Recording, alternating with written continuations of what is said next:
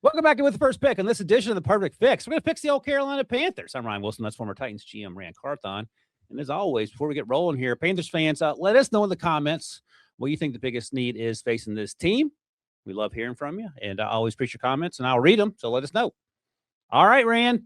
Panthers won the division, not with a winning record. They went 8-9, and they haven't had a winning record since 2017, back when Ron Rivera and Cam Newton were in Charlotte. And this team seems, however, to be moving in the right direction. They had big wins over the Bucs and the Rams down the stretch.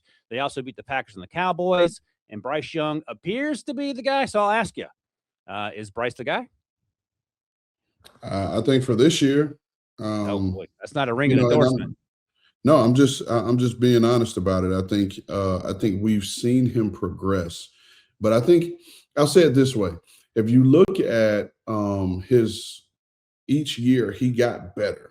Yep. Right, in just about every statistical category, he got better every year, and so that's really good signs. Now, the big thing and why I said for at least this year is because you see there at the bottom of the graphic, he has 1 year left on the deal with the 5th-year option being in 2027. So he could be entering the final year of his contract with them. And you have to ask yourself, as a fan of the team, as a steward of the organization, do you want to pay Bryce Young $35, $40, $50 million a year? Let me ask you this.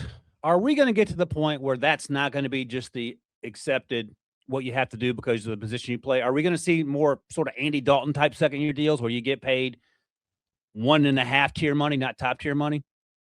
Well, I mean, think about it. Well, 1.5 tier now is $30 million a year. Yeah, that's right. It's $32 to $35 million a year. So, I mean, for us common folk, I'd take it and let Ryan Wilson call me a 1.5 tier guy, like whatever. Right. But I'd take it. But again, I'm just interested to see when the bubble is going to pop, when the big reset is going to come, and I don't know that it ever will because of the nature of the quarterback position.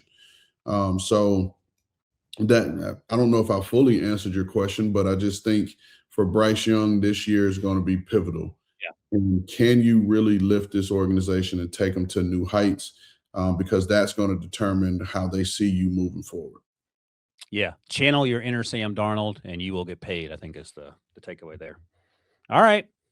Panthers are number 18 in available salary cap space. They'll have roughly $11.7 million to work with, which is a good sign. Correct my math as always. Am I right there? 18, 11.7. All right. Got that one right. All right, let's list the old names of free agents. Let's see what old look at old producer striker here. I'll start with punter Sam Martin. They also have Rico Dowdle, Cade Mays, Nick Scott, DJ Wanham, Christian Roseboom, all contributors. Austin Corbett is another name I'll mention. Brady Christensen and Nick Scott as well. Jalen Coker's exclusive rights free agent, so he's not necessarily going anywhere.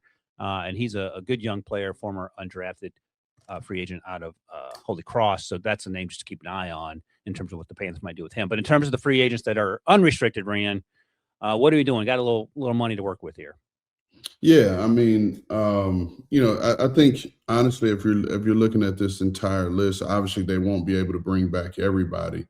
But I think there's a world and a role for each of these guys. I'd like to really see them improve at the inside linebacker position personally.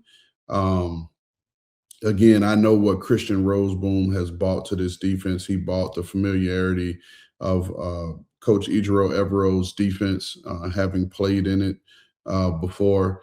I've always been a DJ Wanham fan. The tricky one for me is Rico Dowdle, having already paid Sam Hubbard. And Rico said he wants to be a number one as well. Yeah, and so for him, but again, where's that opportunity going to come from for him? And if he wants to be a number one, is he going to also be asking for number one money? Because if that's the case, for him, those two things probably aren't true, right? So you're probably going to have to go to a situation where we're going to give you an opportunity to be the one, but we're not going to pay you $10, $11, $12 million a year like a number one. Right. So he has to be careful with how he advertises his market and goes after the opportunity. But you talked about them having, $11.7 million in cap space. Two guys I wanted to highlight in my renegotiation slash cap casualty conversation. Guard Damian Lewis. He's has a cap number of $16.7 million, which features a $7.5 million dead cap hit. Speaking on the dead cap hit, they have $9.3 million in dead cap space. And then the other guy is Ashawn Robinson, who's getting, up there in age. $12.25 million P5. Oh, not P5 cap hit for the year, and it features a $2.1 million dead cap hit. So those will be conversations that Dan Morgan and David Tepper and the crew will have to have. Panthers have 8 picks, including number 19 overall. They have picks 51 and 83 inside the top 100. So we'll play the whole game here. Most bang for the buck at pick 19 and maybe even day 2. So let's start with pick 19. You hit on it. So we're on the same page here. Off-ball linebacker, Georgia's C.J. Allen. If he's there, are we going to be interested in that? Should the other 2 linebackers be off the board? And I would imagine Arvell and Sonny will be long gone. Maybe edge rusher. And they drafted Nick Scorton and Princely Umeallen last year, but DJ Wanham is leaving. And I thought those young guys flashed at times. But Keldrick Falk, sort of Julius Peppers 2.0 in terms of his build, get him off the bus and scare some people. In terms of the interior offensive line that we talked about, maybe on day 2-ish, I don't think he falls to day 3, but we'll see. He's coming off the ACL. Connor Liu, the Auburn center out of Auburn, we talked about him earlier in the spring or the fall, as their season got going. And finally, I just threw this in here in case we want to add some more explosives for Bryce Young. Your guy on day 2. Wide receiver at Auburn, wide receiver at Alabama, Jeremy Bernard. Yeah, I don't think Jeremy Bernard fits the quote unquote explosive. He's the number 3, and he lets Xavier and Tet cook. Yeah, and so I think he would be. I think he probably fits that 3rd, 4th round mold for me. I personally think they likely go edge in 1. Okay. And then look to get an off-ball linebacker in 2. I think Jacob Rodriguez would be a really good pick and fit for them in round 2, playing there because he's a guy that could take away the football. He's smart. He's instinctive. He's just always around the football. I think he would be a really good fit in there. Now, here's the trick with Dan Morgan having played that off-ball linebacker position. He's going to be super picky about the type of guy that he brings into that role, into the fold. But I think Jacob Rodriguez reminds me of a Dan Morgan style player and how Dan played the game. Dan was a little undersized at the time for a Mike linebacker. He was about 225-ish, maybe close to 230, but Dan was instinctive. He was the quarterback of the defense.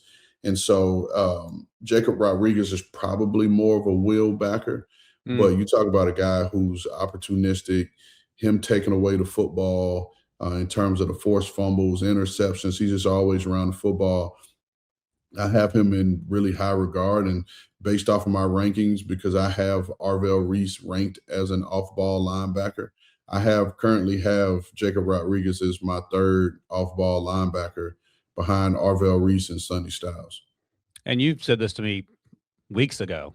Jacob Rodriguez is not the athlete of Arvell or Sonny. He might end up being the best off-ball linebacker in this class 3 or 4 or 5 years from now. Yeah, and I think, and I still think the world of Sonny Styles and his growth because he hadn't played a position long. Right. And I like Arvell Reese's, obviously, his versatility. But I think there's a world. Now, I think if Sonny Styles is there at 19, Dan may sprint the card from Charlotte to wherever the draft is this year. Pittsburgh, man. To get it done. But, again, if that's not the case, I think if Jacob Rodriguez is staring them in the face in the 2nd round, I think you pull that as well. All right. So what about Keldrick Falk in round 1 at pick 19 and then Jacob Rodriguez in rounds 2 or 3, whichever? Yeah, I mean, you're off to a good start with your, with your draft class. I don't think there'll be anybody who would object to having those 2 picks. Let's see. Panthers fans, let us know in the comments how you feel about the idea of an edge rusher and a linebacker, specifically Falk and Rodriguez in rounds 1 and somewhere on day 2. If you have other ideas in mind, let us know that too. Like I said, I always read the comments. And before we get out of here, it's Jim Moore time. Playoffs? Don't talk about it. Playoffs? All right. I mentioned it earlier at the top here. The Panthers haven't had a winning season since 2017, but a lot of credit to Dave Canales and the aforementioned Dan Morgan, who Rand just talked up, for A, trusting in Bryce, and B, putting players around him and obviously putting players in that defense to help improve that unit, which was struggling pretty heavily a couple years ago. I think the NFC South will be another knockdown, drag out. Things will finally get settled in week 17 sort of situation, which is to say that the best way to make it back to the playoffs is probably to win to the division, Rand. What are your thoughts on this Panthers team perhaps finally having a winning record for the first time since 2017? Yeah, see, this is one for me where I felt like the last couple sessions that we've had in terms of talking about, the perfect fix. And a lot of teams we've talked about, I've said, hey, there's a world where they can make the playoffs. Right now, coming into the 2025 season, I didn't have on my bingo card the Panthers making the playoffs, let alone winning the division. And so I think the schedule. I think the Falcons will be much better because I think they have a talented team. I really do. And I thought there was a world where Raheem Morris should have still been the head coach there. Probably make some staff changes. But anyway, we're not talking about them. So I think this team will be better. I think the Buccaneers are in a I think this is it for them in terms of this window that they have. I think if they don't take advantage of the opportunity now, then it's going to be a big reset coming there. And then I think the Saints are trending up. So to me, it's going to be tougher. I think the Panthers have a tougher road ahead of them to make the playoffs than some of the teams we've talked about over the last couple of days.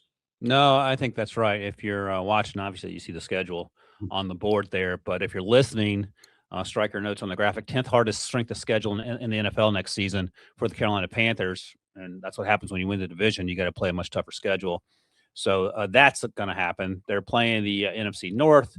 They're playing the AFC North as well.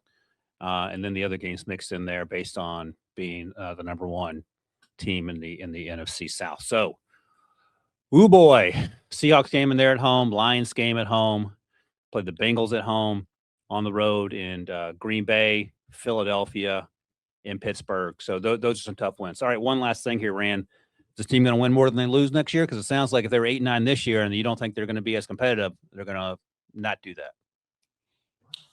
that. I'll be on the positive side, err on the positive side, and give them 9-8. Okay. I give them 9-8. Just don't know if that's going to be good enough. Not in the NFC. It will not be good enough. But 9-8, that's something to shoot for. And if Bryce balls out, he'll get the deal. If not, we'll have to have that conversation at some point a year from now. But for now, that's it for this edition of The Perfect Fix. Thanks, as always, for joining us in the discussion. Hey, be sure to subscribe to the pod if you like what we do here, and we will see you guys in the next one.